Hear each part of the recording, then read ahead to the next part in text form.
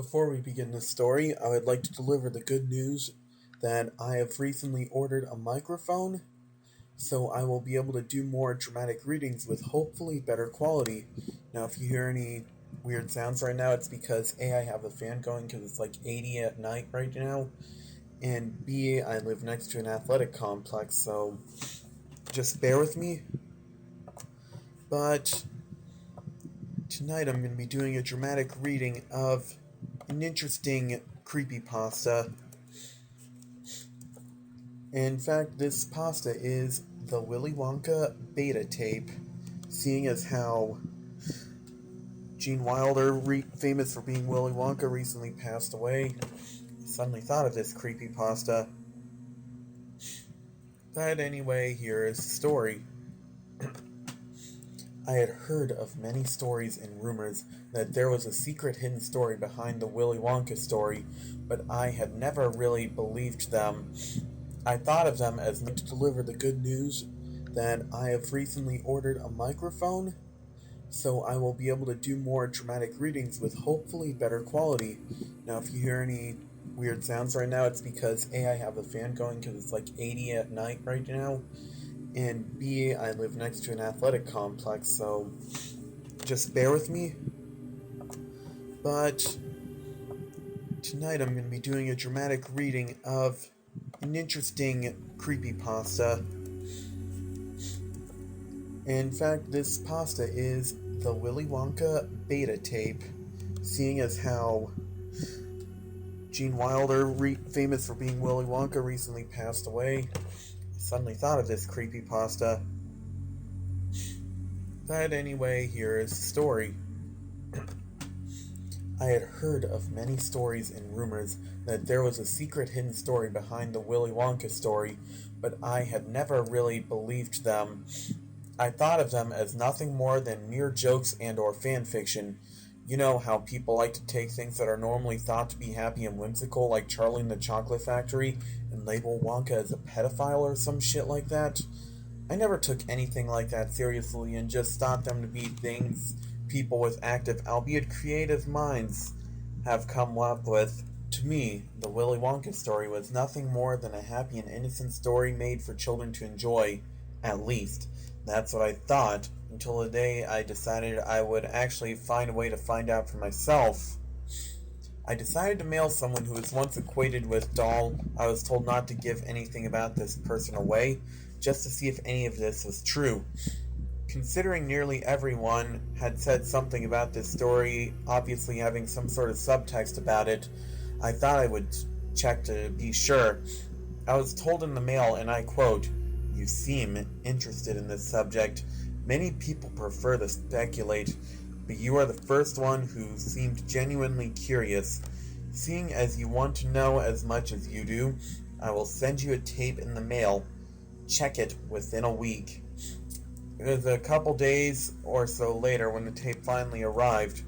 It had the words, "The True Story of Willy Wonka," written on it in black marker. The only other words on it were a copyright dated 1963, a year before the book had come out. I thought this was strange, considering VHS tapes were not around back then. Then it occurred to me that it was possible it had been on film and put on tape later. So I stuck the tape in and played it after rewinding to make sure. It started out a bit odd. For one thing, it immediately went into the title, taken directly from the first edition book cover with no fade, just sort of popped in, causing me to jump.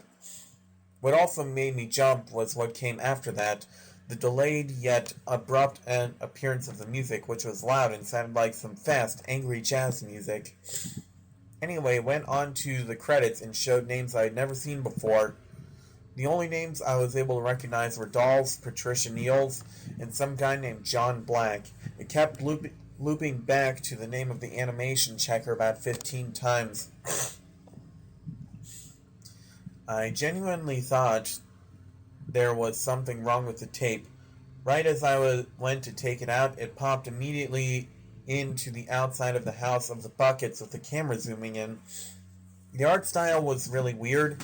It was black and white, and it had an odd, misty/cloudy look about it, cross-hatched. There was a deep male voice that seemed most likely to be the narrator, but his voice was in horrible quality. It was a form of obsessive-compulsive disorder. The other grandparents never spoke at all. From here on, it is not too different from the book, except for the characters and the fact that Charlie sings songs about his dress he wishes to wear. Is this supposed to be comedy or something? The story about Wonka is also slightly different. Apparently, he is a Grinch and happened to appear out of nowhere, suddenly owning an impressive factory that no one saw built. Seems here no one worked in his factory, nor did it ever have any problems causing it to shut down. But when Charlie finds the ticket, it happens halfway through the finding. Okay, so Wonka's a Grinch or something? I thought a Grinch was exclusive to Dr. Seuss or something. Also, we don't see any of the other kids giving their interviews as they win. And the message on the ticket is found in the book. And the message on the ticket found in the book or any other film adaptation is absent. In fact, the ticket is blank. No mention of it being gold, but it's black and white, so it's hard to tell anyway. So anyway, the big day came and everyone is waiting at the gate. It's very similar to the book version, except there are 6 kids and Charlie is wearing his dress, and the lines spoken by the people are slightly changed from the book halfway through. There are talks of Wonka being a Grinch, how his factory got there, and how they got made. There's a story about Prince Pondicherry's death, having died drowning in Wonka's chocolate palace. They talk about more stuff, but then it seems the wind picks up, drowning them out, though nothing is ever seen blowing. There's just the sound effect of a howling wind. Then there are bells that chime in for when it is time for the gates to open, just like the book. Surprisingly, I can hear it over the loud howling wind, but it hits me that the chimes are church bells, like the book describes. They're funeral bells. Very weird. But this is not the weirdest part. The weirdest part is Wonka and himself. When the doors swing open, you can see a dark, shadowy figure stand at the doorway, and then Wonka comes out of the factory, hopping and prancing. He certainly does not appear human, though it is somewhat hard to tell due to the style of cross-hatching and the lack of color. Again, this isn't the weirdest part. The weirdest part is his eyes. He had a reptilian stare that quite literally sent chills down my spine. His hair kept moving, not because of the constant motion and cross-hatching, just moved like he was underwater. The wind was even louder now as he pranced and hopped down toward the gate. Once he arrived, he spoke. Strangely, I could hear his voice loud and clear, even though the cheering and talking from the audience was barely audible.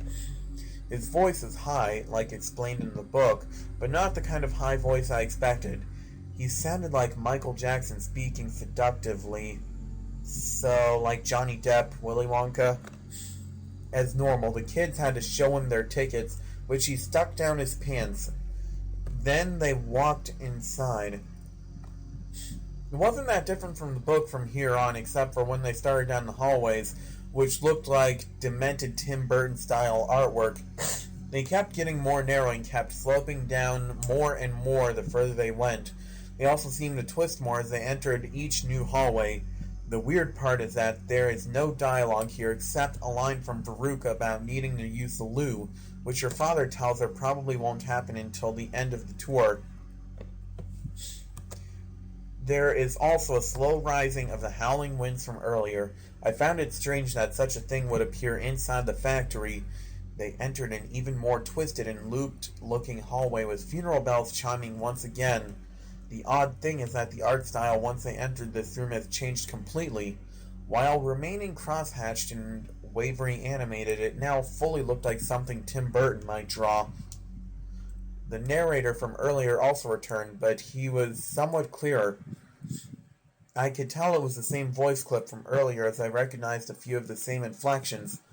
Oddly, he didn't seem to have been talking from the buckets about the buckets like I would have expected for the intro. I still found him hard to make out. but I managed to catch a few words such as Grinch, Wonka, and he went on to something about the Oompa Loompas. At this point, I had goosebumps. I actually did not want to know what he was trying to say here, but I was still very curious. Then everything got interrupted by a long message found on a black screen with white text. The writing was in another language. It looked like an odd mixture between Greek and Korean, but somehow managed to look like Blackadder ITC font. There was no sound at all here. Everything was in total silence, though the howling winds show up abruptly a couple minutes in. I expected it to return to the show here, but it went on a few more minutes before it returned back to the show. They continued to walk through the twisted halls, this one looking particularly messy with shadowy figures of Wonka and the gang walking through. It changed to a side view and everyone was still black and shadowy, and Wonka was still hopping down until an abrupt change as the funeral bell sounded again. Then he was walking slowly. The way he was walking reminded me very much of The Undertaker from WWF. Such low volume that I could barely make out a word he was saying. Sinuses are bothering me, sorry. It cut inside the Bucket's house, and the misty, cloudy look was even weirdly obvious. What was also freaky about it was the fact that it happened abruptly with no transitional frames. There was again no dialogue, aside from one of the kids, I assume a girl, saying, "I don't like this, Daddy." Suddenly, they walk through into the chocolate room. No door or entrance, they just walk in. All sound is gone, and each one that actually shows up is distant and echoey. When they get here, it starts to get really strange. The room looks eerily identical to the one in the 2005 Tim Burton film adaptation. It is not cross-hatched, but in what looks to be like a black and white painting style. The chocolate river. This is one of the more unsettling moments because the river looks like real blood, the only colored element in the entire film. Not blood done in realistic style, but as though someone actually dipped a brush into a cup of blood and ran a brush across those parts. What made it more unsettling is that its textures would change slightly with each frame. Quite unsettling, because how were they able to get so much blood to make each possibly 700,000 or more pieces of paper? But that isn't the weirdest part. It gets worse. The room doesn't seem to function like normal, as Wonka is not introducing anyone to the room nor showing them around. He suddenly starts speaking about the Oompa Loompas, a group of black pygmies he had smuggled from Africa. Illegally, he adds. Then they are shown, but the unsettling part is the fact that, unlike the book where they are happy, cheerful, and always singing and laughing, they look miserable, and each time they look at Wonka, they look terrified. They give him a look that basically says, "Please don't kill me." I actually heard one say that, though I couldn't quite tell if he said kill as if he was far away and was sobbing. It had more of a sound of ack rather than kill. The camera from this point stayed at a bird's eye view. Wonka then yelled angrily at the Oompa Loompas with a ridiculously loud voice. It was loud, high-pitched, and screechy. I couldn't even understand him. He could have been speaking in another language for all I know. Then he turned back to his guests and said something about them that sounded so shockingly and despicably racist. But then it continued to get worse. By the end, what he had ended up saying about them was just plain abysmal, as well as slightly terrifying. I won't even repeat it. It was so bad that even a white supremacist, spelling, would be offended by it. Well, why don't you say it? It'd be nice to kind of have that. But creepypasta logic. Now, I am also not that super sensitive, politically correct type that thinks blacks can do no wrong, not racist either, but even I was distraught about what he had said.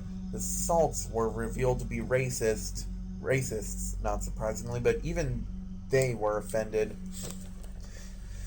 Anyway, the old Viking boat arrived, but it had some odd reptilian designs about it. So, Leafy is Willy Wonka? The gang got in and I heard Veruca say, "Daddy, I want lots of things, but I do not want a dreadful boat like this." But that was all I could hear. The gang did talk, but their voices were drowned out by a group of crying Oompa Loompas and the overly loud sailing of the boat in the chocolate blood river. They ended up going through a dark tunnel, and it was very close to the one in the film with Gene Wilder. You know, that psychedelic tunnel ride? But I could barely make out what any of them were, in the style made everything so convoluted. Veruca commented about her underpants being drenched in pee. What? The sixth child was another girl who spoke some of Violet's lines from the film. What is this, a freak out? I was absolutely baffled as to who this was, though. I also noticed that Gustus was gone, though I assumed he fell in the chocolate river. Anyway, Wonka sang his rowing song, like in the film, though he sang it closer to how Marilyn Manson sang it, but with extra vibrato. I'm losing all seriousness I can take of this. The fast, angry jazz music from the intro shows up once again. It seems odd and out of place. I kept seeing the letters JB pop up in the background. John Black? And then the images become clear. The background images show Oompa Loompas crying, and some are singing something in some kind of African language. Then Wonka's song starts turning into some sort of bizarre language. It sounded like some sort of Yiddish chant until halfway through, when it starts to have a slight hint of German in it. His eyes get bigger, his mouth grows larger, and his teeth make a sudden change from being sharp to being sharp and snake-like. Then it pauses right on his face for a few minutes, and the funeral bells return. The narrator from the beginning shows up again, but halfway through rather than starting out from the beginning. His voice is now very clear. He mentions the Oompa Loompas being illegally smuggled from a deep, dark forest in Africa, and what peaceful lives they lived, but there was shocking mention of horrid things Mr. Wonka did to smuggle them. Again, I will not repeat them. He is about to speak about what happened to them and how the factory got here, but it immediately skips to a room where I can barely make out anything going on. Had no one said anything about it, I would have never guessed it was the inventing room. From here on, it just keeps skipping to different rooms, a child disappearing each time. Here out, however, it seems no one knows how they disappear. The sixth child, I still don't know who she is, but I think I heard someone refer to her as a Miranda, unless that was the name of one of the parents who is mostly unnamed in the book, but I'm pretty sure they were referring to the sixth mysterious character. At least she spoke when the name was said, but there were funeral bells here, so it was hard to hear if she responded to them. Anyway, the last room they appear in features Wonka making sick powder. The sixth girl does not seem very pleased about it. Wonka gets extremely angry about this and shouts angrily right in her face. Once again, loud, screechy, and unintelligible. The fact that it was not distant made it even worse. It sounded so loud it even echoed through the room. Then the girl runs inside the door to where it's being made. Then it cuts to Wonka's face, slowly zooming in closer and closer. He had a huge rapish grin about him. Very spooky. I hated to keep looking, but I had to see what was to come, so I reluctantly did so. Some weird noises that resemble one of those creepy background sounds, music, you hear on something like the History Channel. Maybe you know what I'm talking about. Are you thinking more like Creeps McPasta or something? Or heard, but they are kind of muted and muffled sounding. Wonka's face, once it zooms closer, starts to show some disturbing texture that looks kind of reptilian.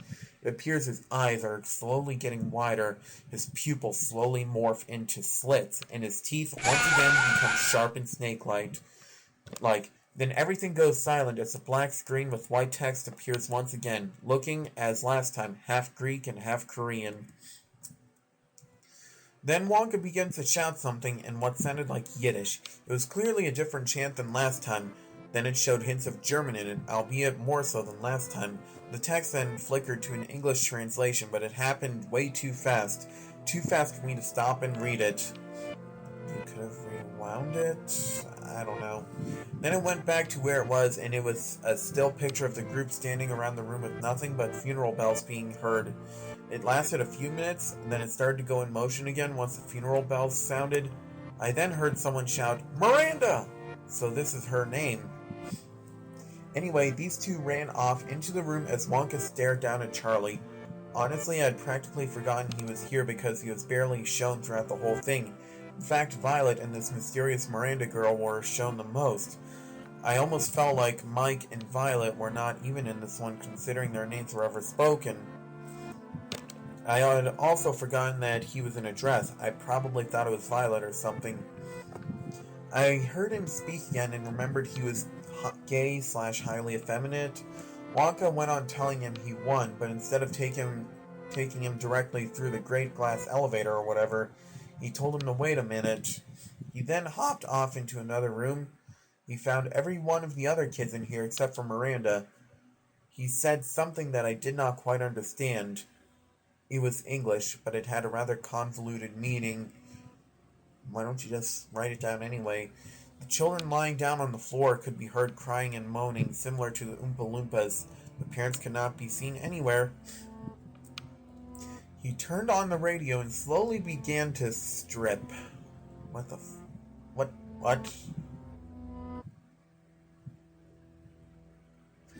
Ew. The one thing that gave me goosebumps was what was playing on the radio. Melodically, it reminded me of one of those songs you would hear in an old Mario game when you fight Bowser.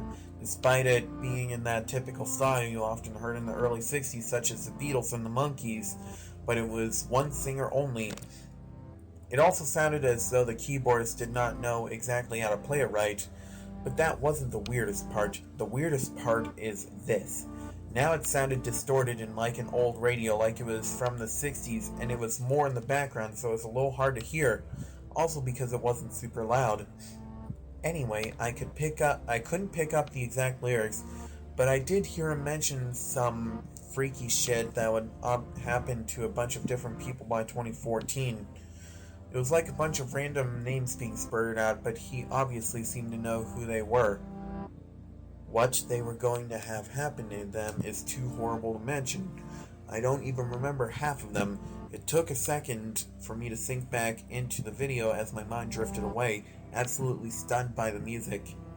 When I did, I saw Wonka take off his shirt and throw it off, and then finally slowly drop down to the ground. After the credits rolled, all sound was gone from here. Appearing again were the odd names from the intro. I kept it rolling to see if anything came on after this, only to find a message placed at the end that seemed to have been put in later, as the look, quality, and style of it had an early 90s feel to it. It read, "Don't let Felicity know." Then the tape stopped. I did not know who Felicity was until I looked it up and found out that it was the name of Doll's second wife. As you may guess, I was quite shocked by what I had seen, but also relatively confused about what any of this was. I went and asked the person who had sent me this tape, who told me. Obviously, this was how Doll had originally written the book. He always made films of these books before he wrote them, so he could keep track of every idea he had, and also check to see if the lines these characters spoke worked outside of just being read. What happened from there and how it ended up the way it was, I really do not know.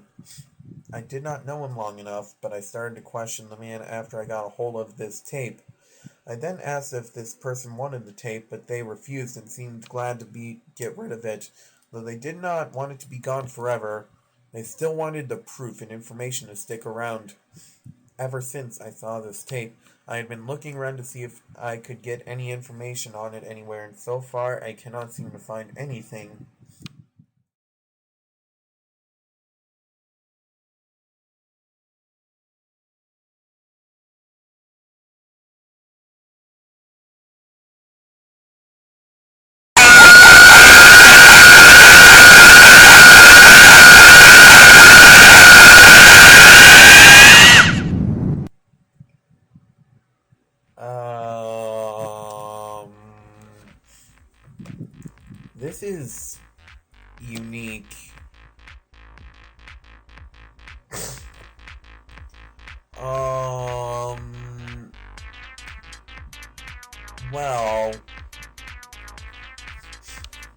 This isn't a badly written creepypasta by any means.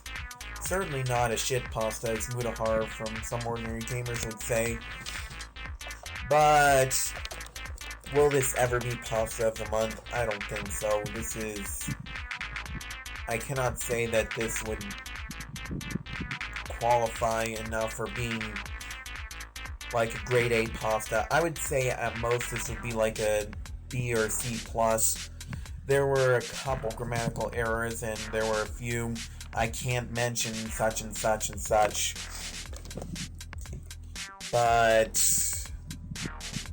overall, it was at least unsettling. Like I remember the first time I read this a year ago, I was very unsettled.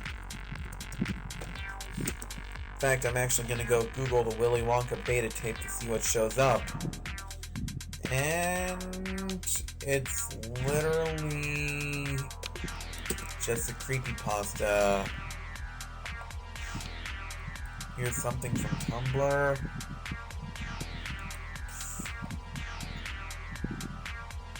And it's literally just a picture of the Tim Burton Wonka saying, "My name is Willy Wonka." And Gene Wilder going, "No, it's not."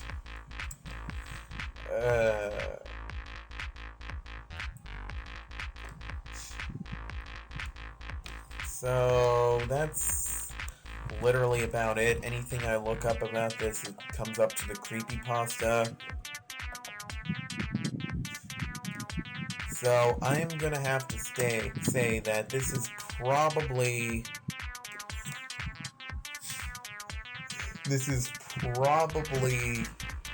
just it, a creepypasta. The fact that it's on the creepypasta wiki kind of says that it didn't happen.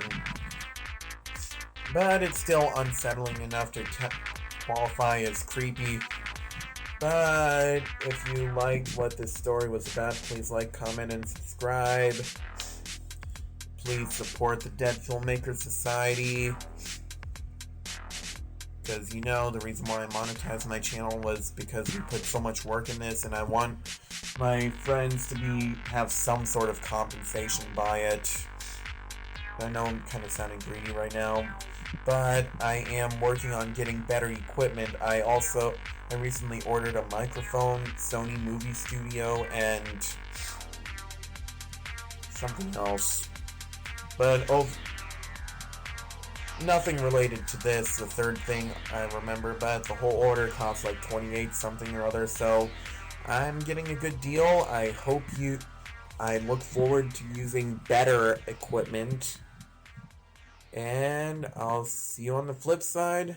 Peace, God bless, and have a nice day.